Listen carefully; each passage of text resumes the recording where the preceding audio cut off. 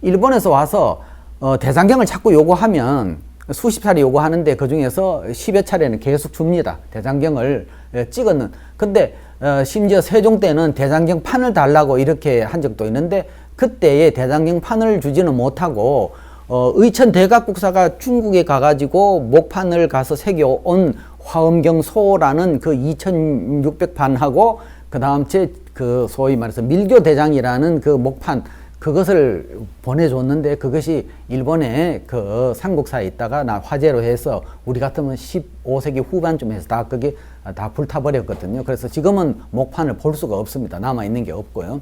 뭐 그렇듯 하여튼 우리가 인출을 많이 했다. 그리고 일본의 요구에 따라 가지고 심지어 그 사람들이 목판을 달라고 할 정도로까지 그런 요구가 있었지만은 우리는 뭐 그것을 지켜낸 거죠.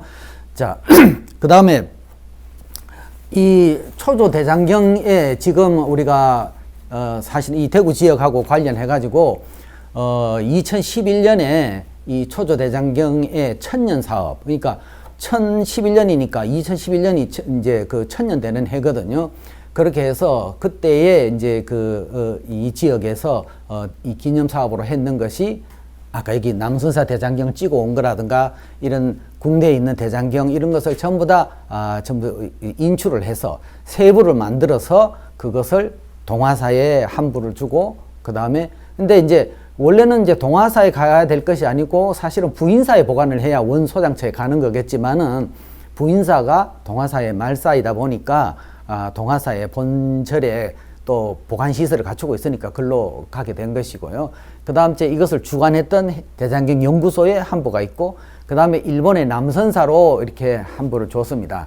그런데 이 과정에서 그러니까 목판에 판각을 해서 새기는 것이 아니고 찍어 온 사진을 이용해서 그걸로 가지고 이 먹으로서 이제 그때도 뭐냐면 종이를 그러니까 이게 천년 갈 수 있는 종이로 해야 되겠다. 그래서 아주 우리 전통 한지의 방법을 하고 그 다음에 여기에 그냥 그 복제해 가지고는 이것이 언제 갈지 모르니까 이것을 가장 우리가 현재적으로서 가장 좋은 그 보존인 먹을 가지고 여기서 계속 보관시켜야 되겠다. 그래서 실크 스크린이라는 방법을 통해 가지고 여기서 먹으로 인쇄를 했거든요. 그러니까 가장 좋은 방법으로. 그런데 그때도 사실은 뭐냐 하면은 문제가 여러 가지 문제가 있었는데 지금 우리가 대장경을 하나 이렇게 만들려고 하면은 뭐 지금 제가 여기 보여드리는 것도 이것도 초조 대장경의 소위 말 복제본입니다. 근데 이게 완전하게 되려 그러면 앞부분에 이렇게 감지 파란색이 그게 있고 뒷부분에 이렇게 축이 있습니다. 그런데 이 감지를 복원하는 것도 굉장히 그 당시에 감지를 복원하는 게 어려웠고요. 그 다음에 여기에 이렇게 감는 이 종이 여기 저 비단 요것도요. 여기는 지금 간단하게 되어 있지만은 사실은 현재 지금 초조 대장경 남은 것 중에서 우리 가장 좋다고 하는 거는 이것이 오색 실로 되어 있습니다. 근데 오색 실을 이렇게 짜 놓았거든요. 근데 이것을 현재 이 복원이 안 됩니다. 그 기술이 없어서 안 되고 그 다음 이 끈이 이제 책을 화면에 말게 되고 여기에 대나무가 이게 하나가 이렇게 들어가 있고요.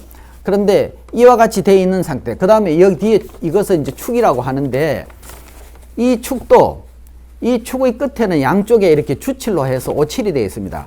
그런데 초조 대장경은 요 끝에 이 규모가 0.9cm입니다. 그 9mm입니다. 9mm.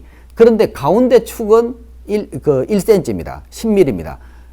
약간 여기가 더 배흘림으로 가운데를 굵게 해놨거든요.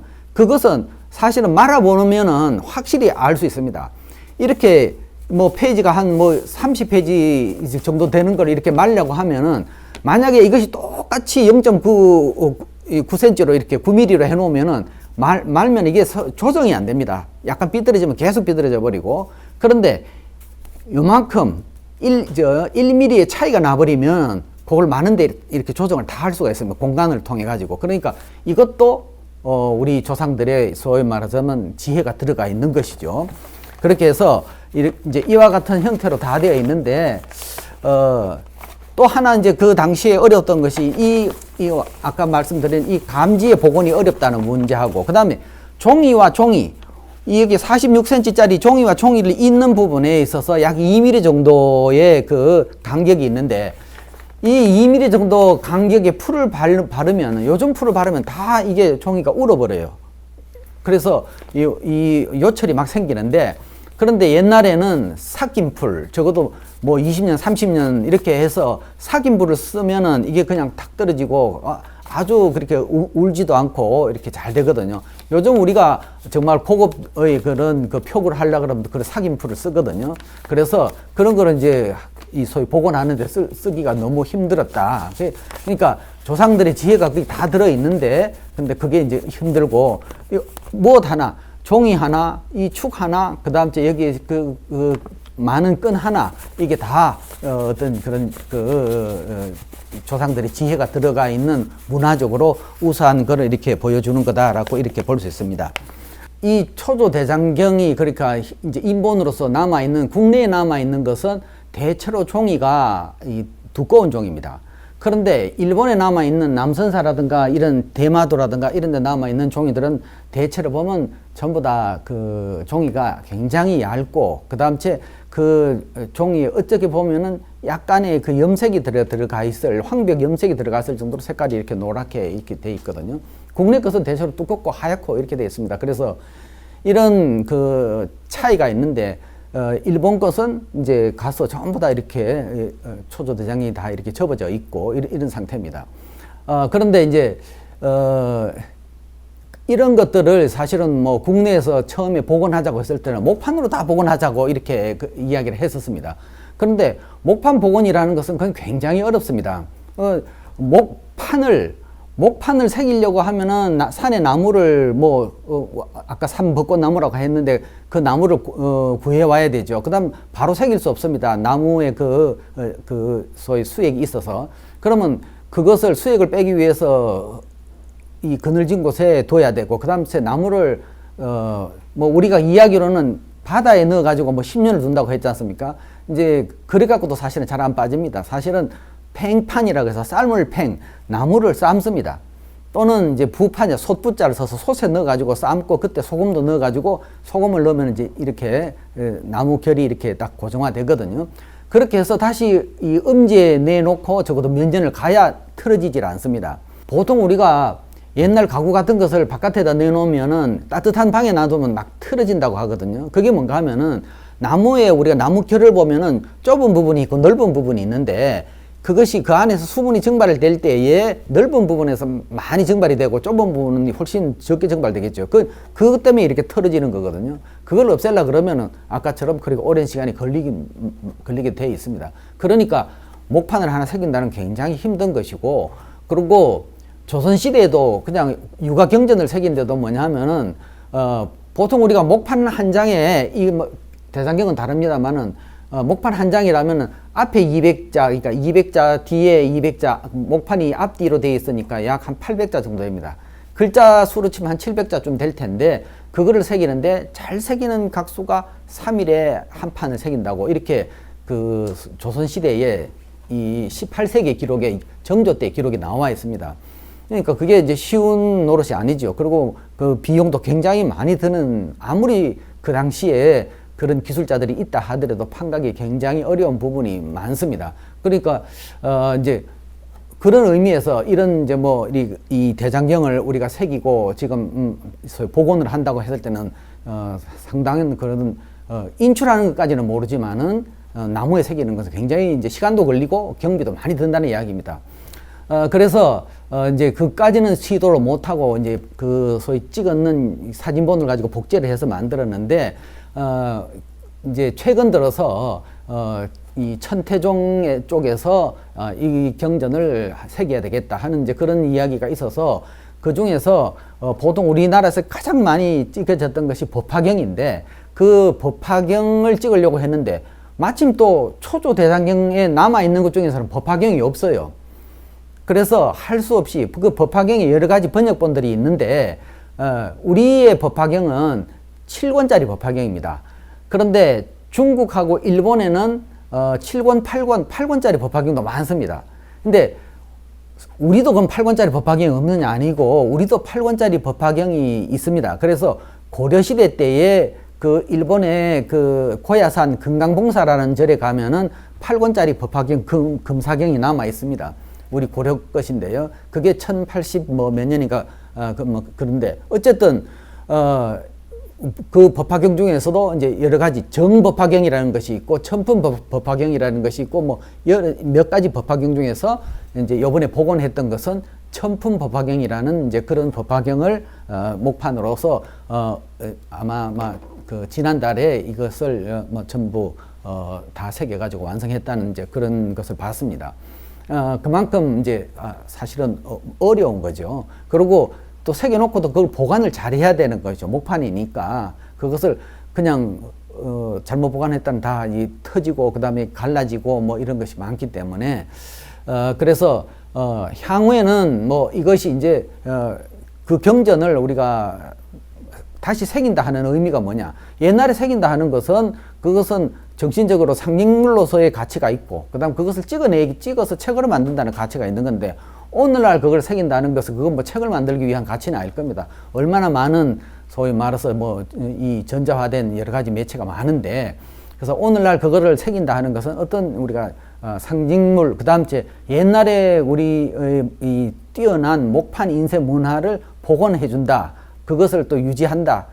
또 그런 옛날의 문화가 어떻게 이루어졌냐 하는 그런 어떤 과학적인 근거도 되고 그다음 기술적인 그런 문제도 있고 해서 사실은 한자 문화권으로 이야기한다면은 중국, 한국, 일본, 베트남까지 가면 불경들이 이렇게 찍어지기 때문에 그런 그 나라마다 다 목판 문화가 있거든요. 그 목판 문화에서 어떤 차이가 있는가.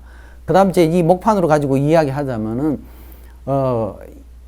목판을 이렇게 새길 때에 이 망치로 때려서 새기는 방법이 있고 그 다음에 손으로 잡아서 이렇게 칼로 당기는 방법이 있습니다. 그래서 그것을 때리는 방법을 타각이라 하고 손으로 당기는 것은 인각이라고 이렇게 이야기하는데 그림 같은 것들 곡선이 많은 것은 손으로 당겨서 하고 그 다음 글씨 같은 것은 이렇게 타각을 하는 그런 예도 많습니다.